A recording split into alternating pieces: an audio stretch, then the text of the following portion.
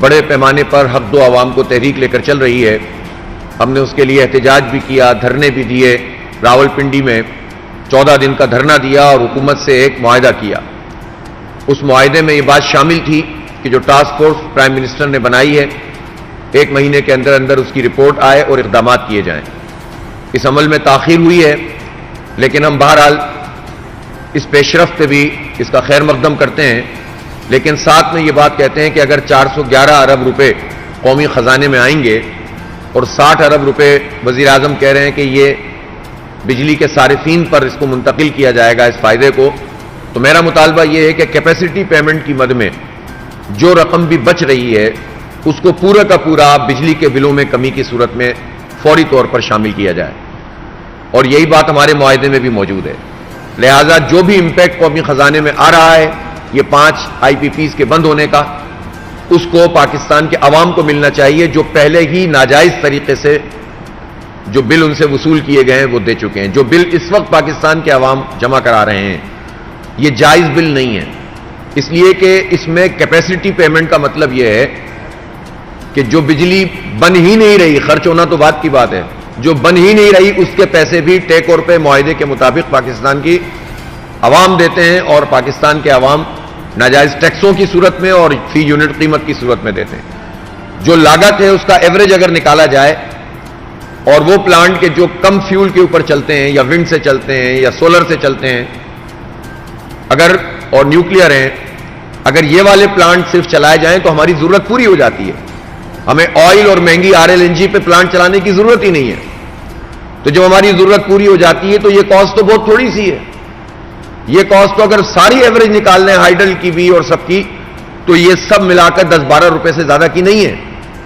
سب لگا لیں تو چلو 15 روپے ہو جائے گی فی یونٹ, لیکن آپ 77 روپے فی یونٹ چارج کر رہے ہیں, 62 روپے فی یونٹ چارج کر رہے ہیں, اور یہ اس لیے چارج کر رہے ہیں کہ ہزاروں ارب روپے آپ کیپیسٹی پیمنٹ میں ان آئی پی پیز کو دیتے ہیں کہ جن سے آپ نے ناجائز قسم کے معاہدے کیے ہوئے تھے ٹیک اور پے کے, کہ بجلی بنے نہ بنے ہمیں پیسے دینے ہیں. تو لہذا ہم یہ سمجھتے ہیں کہ یہ 5 آئی پی پیز کے معاہدے منسوخ ہونا خوشائند ہے, لیکن اس کا فوری امپیکٹ اگلے مہینے کے اب جو کمنگ منتھ آ رہا ہے اس کے بل میں آنا چاہیے. اور ہماری احتجاجی تحریک جاری ہے. ہم اس پریشر کو جو عوام کا دباؤ ہے یہ حکمرانوں پر ڈالے رکھیں گے تاکہ لوگوں کو مکمل ریلیف ملے. اور یہ تو ابھی سمجھ لیں کہ ابتدائی طور پر ایک چھوٹی سی چیز ہے کہ جو گورنمنٹ نے اس کا آج اعلان کیا ہے. ہم یہ بھی سمجھتے ہیں کہ جو اور بھی چیزیں ہیں, جاگیرداروں پر ٹیکس لگانے کا عمل ابھی تک مکمل نہیں ہوا. گورنمنٹ نے کہا تھا ہم اس پر صوبوں سے بات کر رہے ہیں اور ہم بڑے جاگیرداروں پر ٹیکس لگائیں گے. مربع سینکڑوں جو ہے وہ مربوں کی اور سینکڑوں ایکڑ کی زمین رکھنے والے لوگ ایک پائی بھی نہیں دیتے, اور چھوٹے کسان کے اوپر ساری برائی ڈال دی جاتی ہے. تو اس لیے جاگیرداروں پہ ٹیکس لگائیں, اور تنخواہ دار لوگوں کا جو یہ اس سال کا خاص طور پر ظالمانہ ٹیکس میں اضافہ تھا اس پورے ٹیرف کا, اس کو واپس لینا چاہیے. اور یہ بالکل جائز مطالبے ہیں کہ تنخواہ دار لوگوں کا تو آپ نے رکھا ہوا ہے 400 ارب روپے سے زیادہ کا, اور جاگیرداروں کے اوپر ٹیکس ہی نہیں لگا رہے, جن سے اگر لگ جائے وہ 2-3% جاگیردار جو بڑے بڑے ان پہ بھی ٹیکس لگ جائے تو یہ سینکڑوں ارب روپے بنتے ہیں, لیکن ان کے اوپر ٹیکس نہیں لگایا جا رہا. تو ہم یہ سمجھتے ہیں کہ یہ کام بھی ساتھ ساتھ کرنے کی ضرورت ہے, ورنہ کوئی بہت بڑا امپیکٹ نہیں آئے گا. تیسری بات میں یہ بھی کہنا چاہتا ہوں کہ جو گورنمنٹ اونڈ انٹرپرائزز ہیں, جو آئی پی پیز ہیں, ان آئی پی پیز میں تو فوری طور پر کام ہو سکتا ہے. گورنمنٹ سے گورنمنٹ کے معاہدے ہیں, آربیٹریٹر آپ نے باہر سے لا کر کھڑا کر دیا ہے, تو گورنمنٹ ٹو گورنمنٹ جب معاہدہ موجود ہے تو آربیٹریٹر کی ضرورت کیا ہے؟ تو یہ کیپیسٹی پیمنٹ تو فوری طور پر ختم ہو جانی چاہیے نا. اور خاص طور پر میں یہ کہنا چاہتا ہوں کہ اس میں کچھ ہمارے ایسی آئی پی پیز بھی ہیں جو پاک فوج کے زیر اہتمام چلتی ہیں. میں چیف آف آرمی اسٹاف سے مطالبہ کرتا ہوں کہ جب پوری قوم قربانی دے رہی ہے تو آرمی کی طرف سے بھی یہ بات سامنے آنی چاہیے, خاص طور پر فوجی فرٹیلائزر اور اس طرح کے جو ادارے ہیں جو آئی پی پیز کی صورت میں کام کر رہے ہیں, وہ بھی اپنی کیپیسٹی پیمنٹ کو ختم کرنے کا اعلان کریں. اور اس کے نتیجے میں یہ میسج ہے جو پوری قوم کو جائے گا, ورنہ صرف یک طرفہ طور پر صرف قوم قربانی دے, نہ فوج قربانی دے, نہ بیوروکریٹ قربانی دے, نہ حکمران طبقہ قربانی دے، نہ جاگیردار قربانی دے، نہ سرمایہ دار قربانی دے، تو بھائی یہ ساری قربانی عام لوگوں سے لیتے ہو. اس لیے اس میں پیش رفت ہونی چاہیے، اور حکومت اور اسی طرح سے حکومت میں شامل جو ادارے ہیں ان کی بھی اگر آئی پی پیز ہیں تو وہ بھی ری نیگوشیٹ کریں، اور فوری طور پر اس کا فائدہ پاکستان کی قوم کو ہونا چاہیے. اسی طرح سے میں یہ ضرور کہنا چاہتا ہوں کہ جو پیٹرول کی لیوی ہے، جو 60 روپے اضافی ہر لیٹر کے اوپر آپ پاکستانی قوم سے وصول کر رہے ہیں، اس کو واپس ملنا چاہیے، لینا چاہیے اس لیوی کو. یہ ناجائز ہے، ظالمانہ ہے. اور بجلی کے بلوں میں جو آڑے ٹیڑے انہوں نے ٹیکس لگائے ہوئے ہیں جس کی کوئی لاجک بھی نہیں ہوتی، further tax, other tax, fix tax, فلاں ٹیکس، ٹی وی ٹیکس. اور کراچی میں تو ہمارے جو میئر ہیں انہوں نے میونسپلٹی کا بھی ٹیکس ڈال دیا ہے، تو اس کو ختم کیا جائے. اور یہ فکس ٹیکس کیا بھلا ہے؟ یہ جو 1000 روپے بجلی کے بلوں میں لگا کر دیا جا رہا ہے، گیس کے بلوں میں بھی اور بجلی کے بلوں میں بھی، یہ بھی قابل قبول نہیں ہے. لہذا گورنمنٹ ان تمام چیزوں پر واضح طور پر اس کا اعلان کرے. اور پرائم منسٹر صاحب آج اپنے جو پریس کانفرنس میں قوم کا خاصا انہوں نے درد محسوس کیا، بظاہر ایسا لگ رہا تھا، تو اس درد کا اظہار ہونا چاہیے عمل سے، صرف زبان سے نہیں ہونا چاہیے. 5 آئی پی پیز آٹے میں نمک کی طرح ہیں، لیکن بہرحال ہم اس کا ویلکم کرتے ہیں، خوشائن قرار دیتے ہیں، لیکن وہ فوری طور پر وہ سارے کام کریں کہ جس سے خاص طور پر ایک اور بات میں کہنا چاہتا ہوں، ان 5 آئی پی پیز میں ایک ہب کو پاور پلانٹ بھی ہے جس کا معاہدہ منسوخ ہوا ہے، لیکن اب اس کے اگر بورڈ آف ڈائریکٹر کی کوئی نئی میٹنگ ہو رہی ہے اور اس میں کوئی ایسی نیگوشیشن ہو رہی ہے کہ جس میں مزید اس کو کوئی فائدہ پہنچانے والی بات ہے، تو اس کو بھی دیکھنا چاہیے. یہ نہیں ہے کہ ایک طرف سے لو اور دوسری طرف سے دے دو. ویسے بھی 2027 تک ان کا معاہدہ ویسے ہی ختم ہونا تھا، تو کوئی بہت بڑا کام نہیں ہوا ہے. یہ نہ ہو کہ پھر مزید اس طرح کی پارٹیوں کو مسلط کیا جائے. تو کوئی بھی نیا فیصلہ کرنے سے پہلے قوم کے سامنے چیز آنی چاہیے، ورنہ پھر یہ ایک دوسرے کو نوازنے کا عمل ہے. پھر ایک سوال یہ بھی پیدا ہوتا ہے کہ یہ معاہدے اگر منسوخ ہوئے ہیں تو ان معاہدوں میں کوئی خرابی ہے تو منسوخ ہوئے ہیں. اگر خرابی ہے تو اس کا ذمہ دار کون ہے؟